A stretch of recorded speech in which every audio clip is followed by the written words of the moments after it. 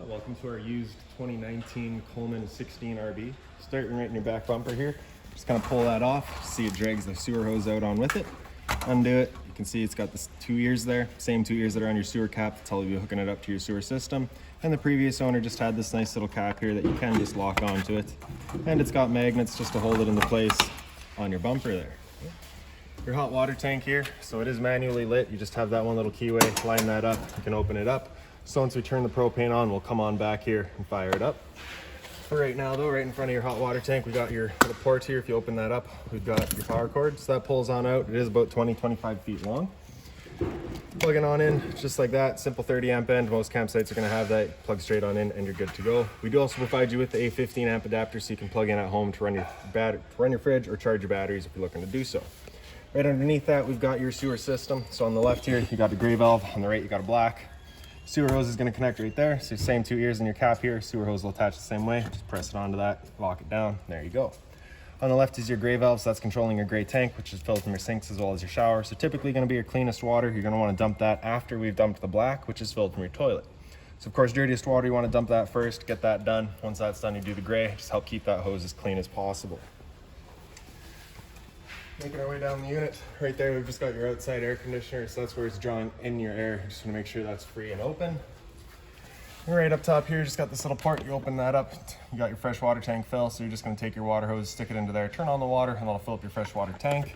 Right below that is your city water connection. So you're just going to take your same water hose, plug it into there, turn on the water, and that'll pressurize the water lines throughout the unit. And then right down the bottom here, you just got that one little drain valve there. So that's just your fresh water tank drain.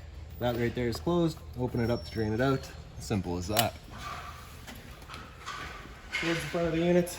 Inside this little black box here is your battery. So as long as you're plugged in through that short cord in the back or your 7-pin into your tow vehicle, that battery is charging for you.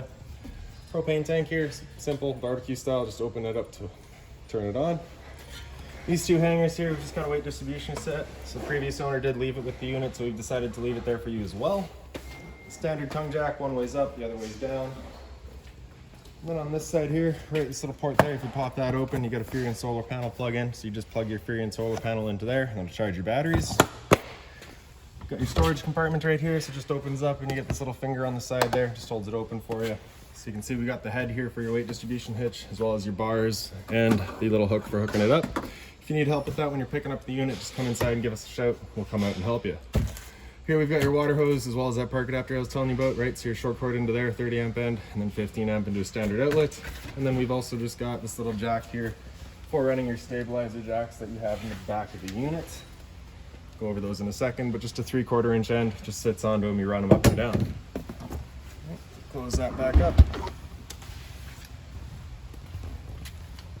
So right here we've just got your furnace. So that's the exhaust for your furnace. So if you're ever running that, you just want to make sure that's not blocked off. It does get hot.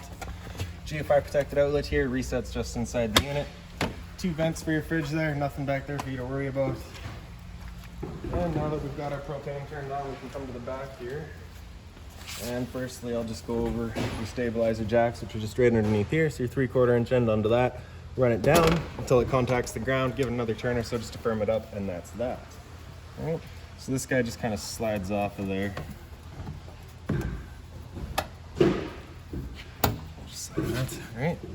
So you're gonna want a lighter just like this guy here because you need that little bit of reach. You're gonna take this knob here, kind of press it in, turn it over to pilot, and get that lined up. Once you have that lined up, you can depress that red button on the side there.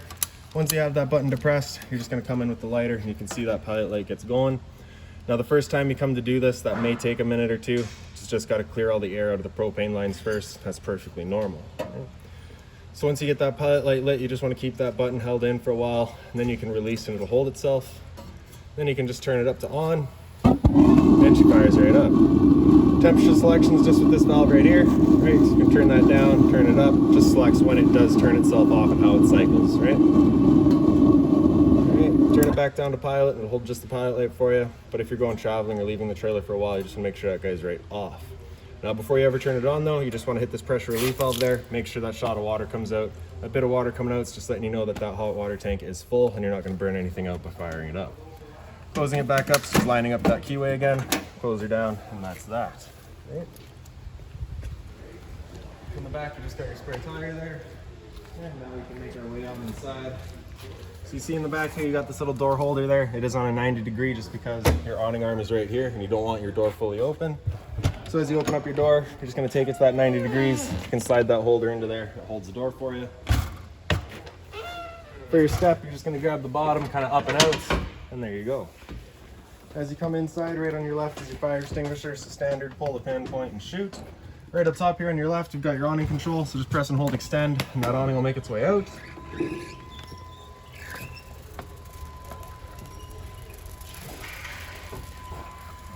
So once that awning is fully extended, you'll just see a little flap at the end come down, and then you'll see the gray of the metal tube. And once you see that, you're going to want to stop. Now this awning does actually have a marker on the left side here. So once you see that yellow sticker, you want to stop. If you continue going, you actually see that sticker there, which tells you you've overextended. So just press and hold retract, bring it back in that little bit, and there you go. Now if it were to start raining, it's going to be holding some water. So what you can do is just come to either arm, front, or rear, and you see you just got that little depressive, just that little button there. Just kind of press it in, and you can extend it, retract it, whatever you like. Just like that. My fingers are a little too fat for this. Alright, so that's basically it, and you do have some instructions right there for it.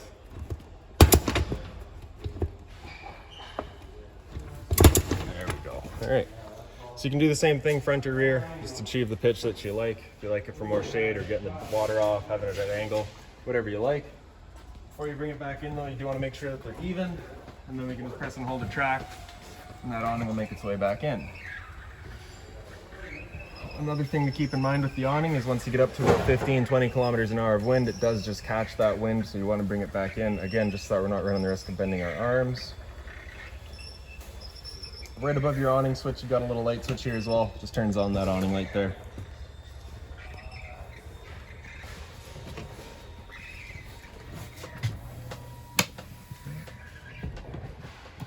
Lights throughout the trailer, just on their own center push buttons. Just hit them in the center and they turn on. Right. Towards the front, you just got your closet space on either side.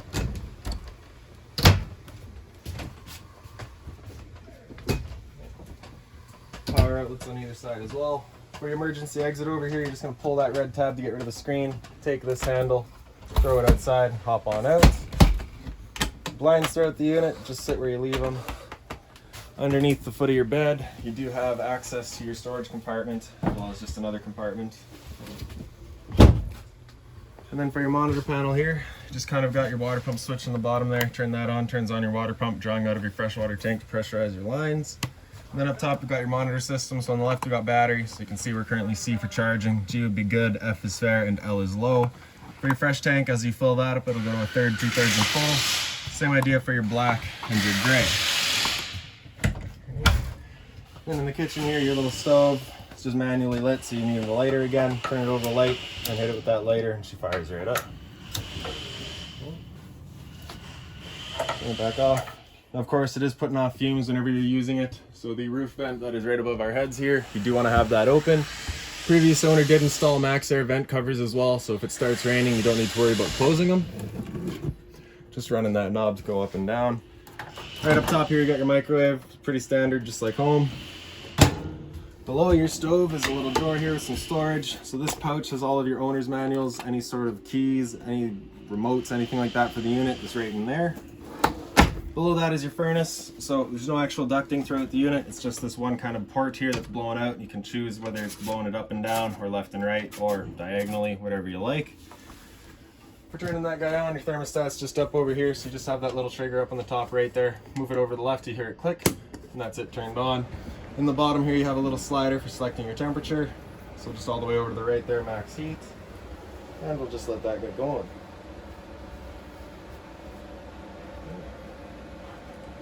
So if you're ever curious to whether or not it's running, you can check the exhaust outside, but once it does go, you do get heat out of it pretty quick. When you're done, you're just taking that little trigger in the top, moving over to the right for that click again, and that's it turned off. Hot and cold water at your sink, you do have the mobile head there as well. A little bit of storage up top. The blind over your window there, USB charging as well as a power outlet. A little bit of storage below the sink as well, just being mindful of our water lines and our drains there. We obviously don't want to be breaking those. For your fridge, you just have that little thumb latch on the side there, push that up and you can open it up. You get your freezer down below, your fridge down below and your freezer up top. Right. For turning it on, we're just going to open up this port here and you can see you've got all of your controls here. So basically, if you have them all at the power buttons here, that's it, just turned off. All right. If you wanted to run it on, say, AC power, you're just going to select that mode over here, all the way over to the left to get it onto that AC, that little plug there. That little plug will turn on, letting you know it's going to turn on with that. And then you're just selecting your temperature with your plug temp. All right. Turn it up to your desired temperature, and she'll fire it up for you. Now, if you're dry camping and you want to run it off of propane, you're just going to turn off all of your 120 volt settings, turn your mode switch over to the little drop there, that's for liquid propane, and then you're going to take your liquid propane temperature, just going to turn it over to high, push that knob in, hit this sparker here, and just kind of watch that little kind of red indicator there. You'll see it sit up and it'll actually come into that green as it warms up. And once it's in the green, that's it turned on and fired up. You can release it and it'll achieve that temperature for you. And once you're done, you're just turning it to off and off again, and then you'll see it just comes out of that green, letting you know it's now turned off. Click it back into place, and that's that. So into the bathroom here, lights again, just on their own center push buttons there. So you get the little mirror there, the GFI protected outlets here. So test on the bottom, reset on top. Hot and cold water at your sink, a little bit of storage below it. Now if you're looking to winterize the unit yourself when it comes time, your hot water tank is just right behind here, just 2 screws there to get rid of it. For your toilet, just a little flush lever in the front there. And then your shower is just the standard head, hot and cold water of course. And then a little roof vent above it, the same as in the front. Just turn that knob to open it up and close it, and you also have a max air vent cover here as well. So right down at the end of your dinette here, we've got in the bottom is your power converter. So just press the top and center, pops on open, get all of your breakers here on the left. Whenever a breaker breaks, it'll sit in the middle, so just turn it off and then back on. And on the right side, we have all of your fuses. If a fuse were to ever pop, you'll get a little red LED right beside it, letting you know exactly which one went. Above that, we've got your LP detector here. So propane's heavier than air, it'll sit on the floor. This guy will detect it and start going off just like your smoke detector would. Storage above the dinette here. TV backer here, so you can see the previous owner did have a TV there, so you can just mount it right up here. Power outlet for it, as well as your antenna outlet for it. You also have a little power button there for your 2 boosters. And really, lastly is just going to be kind of your dinette here. So if we just pick up on the table, throw it over to the side, and get rid of the legs. Then you can see the 2 little ledges there. We'll be laying the table down on those. Taking our back cushions to fill in the center.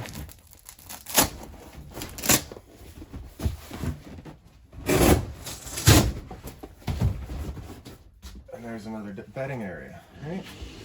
So right up top, we got your stereo here. Just a little power button on the center right there. Turns it on. Just going to radio here. That's interesting because so basically you just got power button's also your mode, so you can cycle through all of your different settings. So auxiliary in F is the one in the front there. The auxiliary in rear is through the back of the unit. Bluetooth, connect to your phone. When you first connect to Bluetooth, it's going to ask you for a code. That code is 1234. Right, and really pretty straightforward little car style stereo. It does have zone 2 here. It's not actually hooked up. You only have the inside set of speakers here. And power button there, just press and hold, turns it back off. Air conditioner, power button in the bottom right there. Energy saver in the bottom left, so you can turn that off if you want a little extra juice. Then you get your fan speeds, you can select all of that, or you can just leave it in auto. And then you got all of your modes here as well. You get your cooling, you get drying, or you get fan. And it's got an indicator when you should check your filter. You also get the timer from half an hour up to, I think it was 9 hours or something like that. 24 maybe.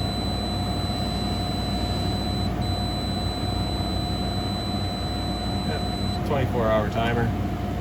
We'll turn that back off, and then power button turns it back off. For shooting your air, you just kind of got the louvers here, just left and right. up and down. Right. And that is pretty much about it. So if you've got any other questions on the unit, please feel free to give us a call, 204-237-7272.